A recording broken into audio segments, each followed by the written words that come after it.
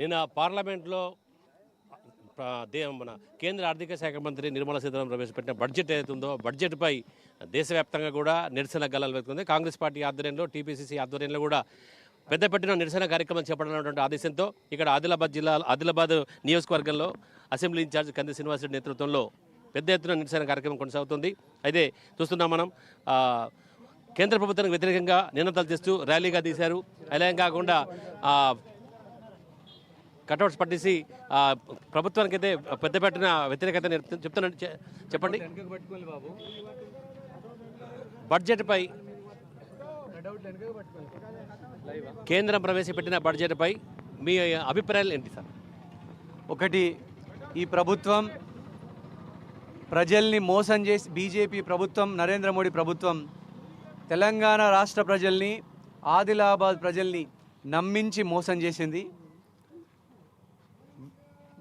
నరేంద్ర మోడీ ప్రభుత్వం ఇచ్చినటువంటి దొంగ హామీల వల్ల 4 అసెంబ్లీ స్థానాలు, 1 పార్లమెంట్ స్థానాన్ని ఆదిలాబాద్ ప్రజలు గెలిపిస్తే నమ్మక ద్రోహం చేసినటువంటి పార్టీ బీజేపీ పార్టీ.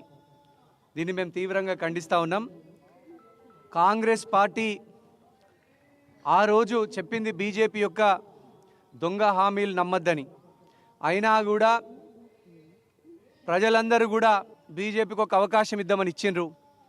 4 ఎమ్మెల్యే స్థానాల్ని ఉమ్మడి ఆదిలాబాద్ జిల్లాలో 1 ఎంపీ స్థానాన్ని గెలిపించిండ్రు. కానీ చివరికి ఏం జరిగింది? తెలంగాణ రాష్ట్రానికి గుండు సున్నా, ఆదిలాబాద్ ప్రాంతానికి గుండు సున్నా. ఆదిలాబాద్ ప్రాంతంలో CCI సిమెంట్ ఫ్యాక్టరీని తెరిపించాలనేది ప్రజల చిరకాల కోరిక. కేంద్ర ప్రభుత్వ ఆధీనంలో ఉన్నటువంటి CCIని నమ్మించి మోసం చేసి మూసివేసింది ఈ బీజేపీ ప్రభుత్వం. ఇప్పటి వరకు తెరిపించలేదు. ఆదిలాబాద్ విమానాశ్రయము ప్రజల కోరిక ఎన్నో ఏళ్ల నుంచి, 11 సంవత్సరాల నుంచి మభ్య పెడుతున్నటువంటి ఈ బీజేపీ పార్టీ విమానాశ్రయానికి ఒక్క రూపాయి నిధులు ఇవ్వలేదు. CCIని తెరిపించడానికి ₹1 ఇవ్వలేదు. ఆదిలాబాద్ నుంచి ఆర్మూర్ వరకు ఒక్క రైల్వే లైన్ కోసం ₹1 కేటాయించలేదు. గిరిజన యూనివర్సిటీ కానీ ఒక యూనివర్సిటీని కేటాయించాలన్న మాటను పట్టించుకోలేదు. ఈ ప్రాంతానికి టెక్స్టైల్ పార్క్ని కేటాయించాలని ఎన్నిసార్లు చెప్పినా కూడా కేటాయించలేదు. అట్లనే ఈ ప్రాంతంలో నాగపూర్ నుంచి హైదరాబాద్ వరకు ఇండస్ట్రియల్ కారిడార్ అని చెప్పి ప్రజల్ని మోసం చేసి ₹1 కూడా బడ్జెట్లో పెట్టలేదు. దీన్నంతా చూస్తూ ఉంటే తెలంగాణ ప్రజల్ని, ఆదిలాబాద్ ప్రజల్ని దారుణంగా మోసం చేసినటువంటి పార్టీ బీజేపీ, దారుణంగా మోసం చేసినటువంటి ప్రధానమంత్రి నరేంద్ర మోడీ. దీన్ని మేము తీవ్రంగా ఖండిస్తూ ఉన్నాం. ఆదిలాబాద్ ప్రజలు ఎక్కడికక్కడ వివిధ రూపాల్లో శాంతియుతంగా నిరసన తెలపాలని పిలుపునిస్తూ ఉన్నాం. ఈ బీజేపీ, నరేంద్ర మోడీ ప్రజల్ని మోసం చేయడానికి అనేక రకాల కట్టుకద్దలు అల్లి బీజేపీని గెలిపించుకోవడానికి అన్ని దొంగ హామీలు ఇచ్చిండ్రు. బడ్జెట్లో చాలా దారుణంగా మోసం చేయడం జరిగింది. పన్నుల రూపంలో ఆదిలాబాద్ ప్రాంతం నుంచి కేంద్ర ప్రభుత్వానికి ఎంత పన్నుల రూపంలో పోతా ఉంది, మా ఆదిలాబాద్ ప్రాంతానికి ఎంత ఇచ్చిండ్రు అనేది నేను చర్చకు సిద్ధం. స్థానిక MLA, BJP MLA Payal Shankar, BJP MP గుణం నగేష్ ఎవరు వచ్చినా నేను చర్చకు సిద్ధం అని ఈ సందర్భంగా తెలియజేస్తా ఉన్నా. ఇటీవల పార్లమెంట్ ఎన్నికల సమయంలో కూడా దేశ ప్రధాని ఇక్కడ ఎన్నికల ప్రచారంకి వచ్చిన సందర్భంలో కూడా ఇక్కడ ఉన్నటువంటి ఒక ప్రజా సంఘాలు, అలాగే అఖిలపక్ష సంఘాలు కూడా ప్రధానంగా 5 డిమాండ్ల మీద ఒక చర్చ అయితే పెట్టినట్టుగా, అంటే వినతిలది ఇచ్చినట్టుగా తెలుస్తుంది. కానీ ఇచ్చిన హామీలు మాత్రం ఎట్టి పరిస్థితుల్లో కూడా ఒక్కటి కూడా అమలు కాలేదు. సో కాంగ్రెస్ పార్టీ ఆధ్వర్యంలో భవిష్యత్ కార్యాచరణ ఎలా ఉండబోతుంది? నరేంద్ర మోడీ పట్టపగలు మిట్ట మధ్యాహ్నం ఆదిలాబాద్లో బహిరంగ సభ పెట్టి ప్రజల్ని మోసగించడానికి, నమ్మించడానికి రకరకాల వాగ్దానాలు చేసి పోయిండు. చివరికి ఆయన వచ్చింది ఎందుకు? డ్రైనేజీల ఓపెనింగ్ కోసం వచ్చిండు ఆయన. ఆ డ్రైనేజీలు కూడా ఆదిలాబాద్ ప్రాంతానికి ఏదో వందలాది కోట్లాది రూపాయలతో నిర్మించినవి కాదు, కేవలం తక్కువ కాస్ట్తో నిర్మించినటువంటి డ్రైనేజీని ప్రారంభించడానికి ఒక ప్రధానమంత్రి వచ్చిండ్రు. అందుకే ఆదిలాబాద్ ప్రజలందరూ ఎన్నోసార్లు మోర్లు ప్రారంభించడానికి ప్రధానమంత్రి వచ్చిండు, కానీ ఆదిలాబాద్ ప్రజల్ని మోర్లలో దొబ్బేసి పోయిండని అన్నారు. ఒక్కటి మాత్రం నేను చెప్తా, నంగనాచి కబుర్లు చెప్పి ఈ నరేంద్ర మోడీ ప్రభుత్వం తెలంగాణ ప్రజల్ని, ఆదిలాబాద్ ప్రజల్ని ఎప్పుడు నిరంతరం మోసం చేస్తూనే ఉంది. ప్రజలారా, ఎక్కడికక్కడ శాంతియుత నిరసనలు తెలియజేయడానికి మేము కాంగ్రెస్ పార్టీ తరపున పిలుపునిస్తూ ఉన్నాం. వీళ్ళు ఇట్లా వినరు, వీళ్ళు తోలు మందం, దున్నపోతు మీద వర్షం పడ్డట్టు నరేంద్ర మోడీ ప్రభుత్వానికి ఎటువంటి సిగ్గు శరం లేకుండా బడ్జెట్లో పట్టపగలు మిట్ట మధ్యాహ్నం ఆదిలాబాద్ ప్రజల్ని తడి గడ్డ పెట్టి గొంతు కోసినటువంటి ఈ నరేంద్ర మోడీ ప్రభుత్వాన్ని ప్రజలందరూ కూడా ముక్త కంఠంతో ఇంటికి పంపాలా, బంగాళాఖాతంలో విసిరేయాలని మేము మొత్తం ఆదిలాబాద్ ప్రజానీకానికి విజ్ఞప్తి చేస్తూ ఉన్నాం. అట్లనే మీ అందరికీ ఆదిలాబాద్ ప్రజలందరికీ కూడా మనం ఆదిలాబాద్ ప్రాంతం నుంచి మున్సిపాలిటీ ట్యాక్స్ పేరు మీద, జిఎస్టీ పేరు మీద అనేక పన్నుల్ని, రకరకాల పన్నుల్ని కేంద్ర ప్రభుత్వానికి చెల్లిస్తూ ఉన్నాం. మనం చెల్లించే ఇన్కమ్ ట్యాక్స్ కేంద్ర ప్రభుత్వానికి, జిఎస్టీ కేంద్ర ప్రభుత్వానికి, వ్యాట్, అన్ని రకాల పన్నుల్ని కేంద్ర ప్రభుత్వ పన్నుల్ని మనం చెల్లిస్తూ ఉన్నాం. ఒక ఏసీ కొనాలన్నా, ఒక ఫ్రిడ్జ్ కొనాలన్నా, ఒక చిన్న ఫోన్ కొనాలన్నా ప్రతి దాని మీద జిఎస్టీ రూపంలో కేంద్ర ప్రభుత్వానికి కోట్లాది రూపాయల పన్నులు చెల్లిస్తూ ఉన్నాం. ఇన్కమ్ ట్యాక్స్ రూపంలో ప్రభుత్వ ఉద్యోగుల నుంచి ప్రైవేట్ ఉద్యోగుల వరకు, వ్యాపారుల వరకు కోట్లాది రూపాయలు ఇన్కమ్ ట్యాక్స్ చెల్లిస్తూ ఉన్నాం. మరి మన ఆదిలాబాద్ ఏం పాపం చేసింది? ఎందుకు మన ఆదిలాబాద్కు నిధులు రావట్లేదు? గత 11 సంవత్సరాల్లో నరేంద్ర మోడీ ఉన్నప్పుడు బడ్జెట్లో ఆదిలాబాద్ ప్రాంతానికి చేసిన కేటాయింపులు ఎన్ని? దీని మీద బహిరంగ చర్చకు నేను సిద్ధం. పాయల్ శంకర్ వచ్చినా పర్లేదు, లేదా ఎంపీ గొడం నాగేష్ వచ్చినా పర్లేదు, నేను బహిరంగ చర్చకు సిద్ధం. అన్ని లెక్కలు పట్టుకొని వస్తాం. తప్పకుండా ప్రజల కోర్టుల్లోనే తేల్చుకుందాం. ప్రజాస్వామ్య వ్యవస్థలో ఇంత దారుణమా? నమ్మిచ్చి మోసం చేయడమా? తడిగుడ్డతో గొంతు కోయడమా? ఆదిలాబాద్ ప్రజలకు ఉరేసింది ఈ బడ్జెట్ ప్రభుత్వం. 11 సంవత్సరాలలో ప్రతిసారి ఆదిలాబాద్ ప్రజలకు ఉరి గడుతూనే ఉన్నది ఈ నరేంద్ర మోడీ ప్రభుత్వం. తప్పకుండా దీన్ని ప్రజాక్షేత్రంలో ఎండగడతాం. అటు తెలంగాణ విషయంలో చూసుకుంటే కనుక చిన్న రాష్ట్రం అయినప్పటికీ కూడా దాదాపు జీడిపిలో 5.1% సమకూరుస్తుంది నిధులను కేంద్రంకి ఇక్కడ నుంచి. మరి అక్కడ నుంచి మాత్రం మనకు వచ్చింది మాత్రం మీరు చెప్పినట్టు గుండు సున్నానంటే ఉంది.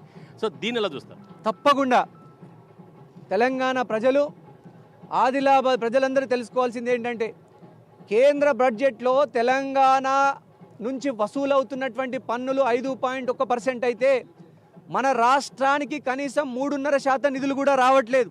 అంటే దొంగతనంగా దాదాపు 1.5 నుంచి 2% నిధులు మింగేస్తున్నటువంటి ఈ దొంగల ప్రభుత్వం, దోపిడీ ప్రభుత్వం నరేంద్ర మోడీ ప్రభుత్వం లక్షలాది కోట్లాది విలువైనటువంటి పన్నుల్ని అర్హులకి ఇవ్వకుండా తెలంగాణ పట్ల చిన్న చూపు చూస్తున్నటువంటి దొంగల ప్రభుత్వం ఈ బీజేపీ ప్రభుత్వం, నరేంద్ర మోడీ ప్రభుత్వం. ప్రజలందరికీ కూడా నేను విజ్ఞప్తి చేస్తూ ఉన్నా, ఎట్టి పరిస్థితుల్లో కూడా ఈ నిరసనల్ని ఆపద్దు. కేంద్ర బడ్జెట్లో ఆదిలాబాద్కు న్యాయం జరిగేంత వరకు కూడా ఆదిలాబాద్ ప్రజానికం నిరసన తెలుపుతూనే ఉండాలా.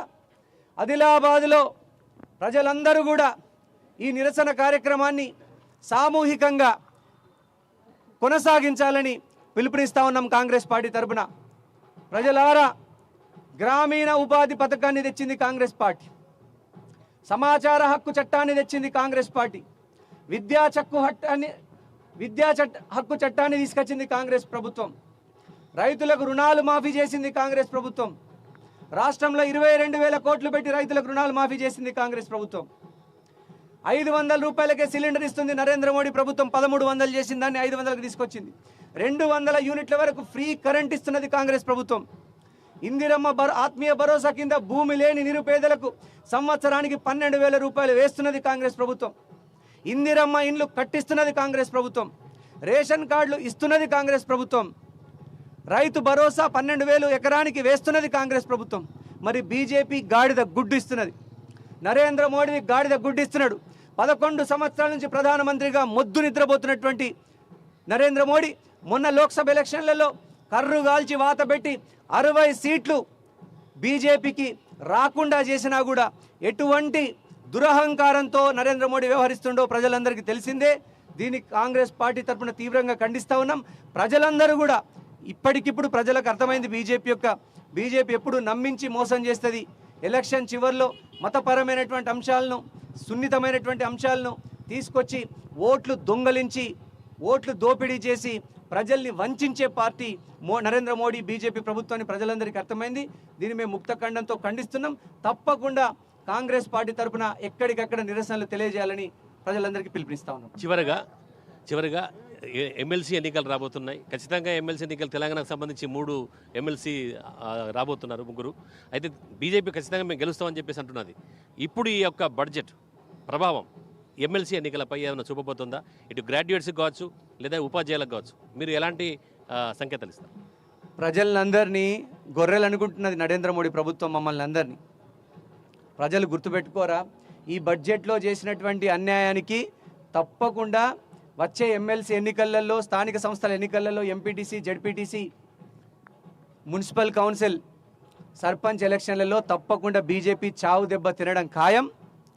ఈ బడ్జెట్, కేంద్ర బడ్జెట్లో ఆదిలాబాద్ ప్రాంతానికి చేసినటువంటి అన్యాయాన్ని, తెలంగాణ ప్రాంతానికి చేసినటువంటి అన్యాయాన్ని ఈ ప్రాంత ప్రజలు మర్చిపోరు. తప్పకుండా చావు దెబ్బ తిని బీజేపీకి గోరి కట్టడానికి ఆదిలాబాద్ ప్రజలందరూ సిద్ధంగా ఉన్నారు. బీజేపీ చేసేటువంటి నాటకాలను ఎవరు నమ్మడానికి సిద్ధంగా లేరు. వెంటనే బీజేపీ గనక ఆదిలాబాద్ ప్రాంతంలో ఉన్నటువంటి సీసీఐని తెరిపించకపోతే, విమానాశ్రయాన్ని తెరిపించకపోతే, ఆర్మూర్ నుంచి ఆదిలాబాద్కు రైల్వే లైన్ని శాంక్షన్ చేయకపోతే, నిధులు కేటాయించకపోతే, ప్రజా ఆగ్రహంలో బీజేపీ, నరేంద్ర మోడీ ప్రభుత్వం కొట్టుకపోక తప్పదు. ఇది ఆదిలాబాద్ ప్రజలు ఇస్తున్నటువంటి తీర్పు, శాసనం. చివరిగా డిమాండ్స్, మీ ఏం ప్రధాన డిమాండ్లు ఏంటి? మా డిమాండ్లు ఒక్కటే. కేంద్ర ప్రభుత్వ ఆధీనంలో ఉన్నటువంటి సీసీఐ ఫ్యాక్టరీని నమ్ముకొని అనేక మంది ప్రజలు ఉన్నారు. సీసీఐ ఫ్యాక్టరీని, సిమెంట్ ఫ్యాక్టరీని వెంటనే తెరిపించాలి. ఆర్మూర్ నుంచి ఆదిలాబాద్కు రైల్వే లైన్ కోసం వెంటనే నిధులు మంజూరు చేయాలి. విమానాశ్రయాన్ని వెంటనే తెరిపించడానికి నిధులు మంజూరు చేయాలి. అలాగే ఆదిలాబాద్ ప్రాంతాన్ని టెక్స్టైల్ పార్కు కేటాయించి ఇక్కడి రైతులు పత్తిని పండించే ఆసియా ఖండంలోనే నంబర్ 1 స్థానంలో ఉన్నది ఆదిలాబాద్ ప్రాంతం ఈ పత్తి పండించడంలో. కాబట్టి ఇక్కడికి టెక్స్టైల్ పార్కు కేటాయించి నిధులు కేటాయించాలా.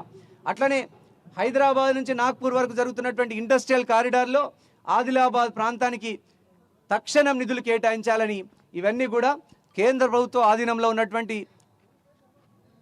విషయాలు. వీటన్నిటి మీద కూడా కేంద్ర ప్రభుత్వం తక్షణం దృష్టి సారించి బడ్జెట్లో ఆదిలాబాద్ ప్రాంతానికి తక్షణం న్యాయం చేయాలా.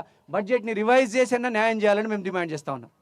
అది ఖచ్చితంగా బడ్జెట్ని పూర్తిగా రివైజ్ చేసిన ఆదిలాబాద్కు న్యాయం చేయాలని, అలాగే ఆదిలాబాద్లో ఎప్పటి నుంచో ఉన్నటువంటి ఒక ఇక్కడ ప్రజల కళ అయినటువంటి ఒక Armoor to Adilabad railway line కావచ్చు, టెక్స్టైల్ పార్క్ కావచ్చు, అలాగే ఇటు విమానాశ్రయం, సీసీఐ, ఈ విషయాలు కూడా కేంద్ర ప్రభుత్వం న్యాయం చేయాలని చెప్పేసి కంది శ్రీనివాసరెడ్డి కోరుతున్నారు. Over to studio.